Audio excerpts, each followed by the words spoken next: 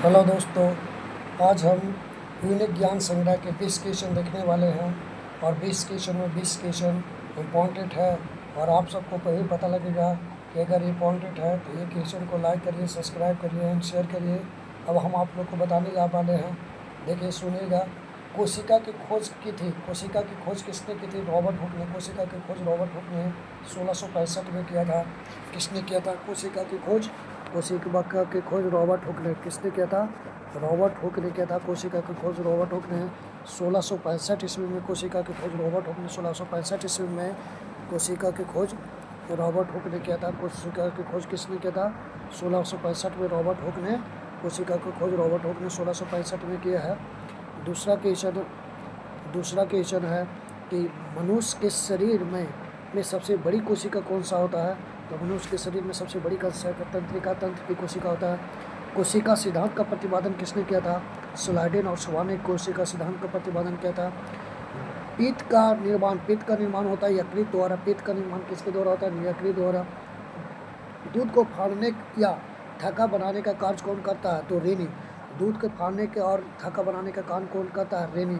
और बच्चा में सबसे ज़्यादा कौन सा एंजाइम पाया जाता है? तो रेनिन एंजाइम पाया जाता है, जो दूध को पचने में मदद करता है। जो दूध को किसको पचने में मदद करता है? जो दूध को पचने में मदद करता है, जो दूध का पचने में मदद करता है। नेक्स्ट है कि लार का पीएच मान कितना होता है? लार का पीएच मान कितना होता है? तो लार का पीएच मान कितना होता है? आप सबको पता होगा कि 6.67 लार का पीएच मान है। और लार एक प्रकार का अम्लीय पदार्थ है। लार क्या है? लार में मुख्य रूप से पाया जाने वाला एंजाइम कौन है? टाइलिन। लार में पाया जाता है टाइलिन। लार में क्या पाया जाता है? टाइलिन। और टाइलिन पाया जाता है लार में। और ये क्या टाइलिन को और सबसे पहले किसका पाचन करता है? टाइलिन है ना, जो सबसे पहले वसा स्टार्च का पाचन करता है। किसका पाचन करता है? सबसे पहले वसा का पाचन करता है। पचे हुए भोजन का अवशोषण होता है। पचे हुए भोजन का अवशोषण कहाँ होता है? छोटी आंत में। पचे हुए भोजन का अवशोषण कहाँ होता है? तो पचे हुए भोजन का अवशोषण छोटी आंत में होता है। पचे हुए भोजन का अवशोषण कहाँ होता है? छोटी आंत में। पचे हुए भोजन का अवशोषण कहाँ होता है? छोटी आंत में। उसके नेक्स्ट ये है कि मानव का वैज्ञानिक नाम क्या है? मानव का वैज्ञानिक नाम होमोसेपियंस है। मानव का वैज्ञानिक नाम होमोसेपियंस है। मानव त्वचा की ऊपरी परत कहलाती है एपिडर्मिस। मानव त्वचा की ऊपरी परत क्या कहलाती है? एपिडर्मिस। मानव त्वचा की ऊपरी परत क्या कहलाती है? एपिडर्मिस कहलाती है। मनुष्य में क्रोमोसोमों की संख्या कितने होते हैं? 46 क्रोमोसोम होता है। और 46 क्रोमोसोम में आप लोग को बता दें कि 22 जोड़ा क्रोमोसोम है जो ऑटोसोम है। 22 जोड़ा क्रोमोसोम ऑटोसोम है। और 2 जोड़ा जो क्रोमोसोम है ना, जो एलोसोम है, जो लिंग निर्धारण में मदद करता है। XY और XX। माता के लिए XX और बच्चे पिताजी के पास XY होता है। और गुणसूत्र लिंग में पुरुष या फीमेल या मेल के लिए जिम्मेदार कौन होता है? तो पिता होता है। लेकिन हम सबके समाज में किसको धोखा दिया जाता है? हम सबको समाज में लड़की को बोला जाता है कि तू अच्छा नहीं है, इससे बच्चा नहीं हुआ है, इसलिए लड़का नहीं हुआ। लेकिन ऐसी बात नहीं है। आप अपने समाज को सुधारिए, इसमें जिम्मेदार लड़का ही है। अगर किसी को अगर लड़का नहीं हो रहा है तो उसका जिम्मेदार स्वयं पिता है, न कि उसका जिम्मेदार माता है।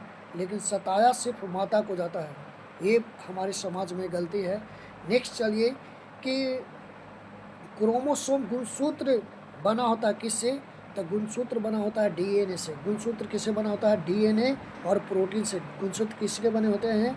DNA और प्रोटीन के। गुणसूत्र किसके बना होता है? DNA और प्रोटीन का। गुणसूत्र किसका बना होता है?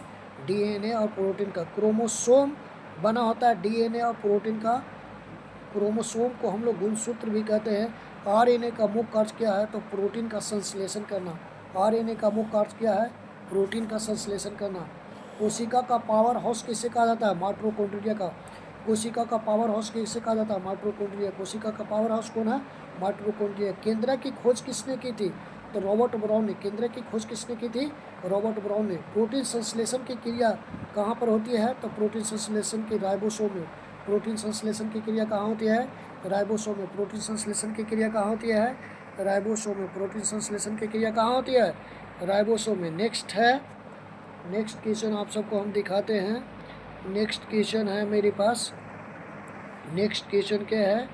तो नेक्स्ट क्वेश्चन है, हम आप सबको नेक्स्ट क्वेश्चन के बारे में बताते हैं। लगता है कि इतना ही क्वेश्चन है। नेक्स्ट क्वेश्चन क्या है? नेक्स्ट क्वेश्चन है,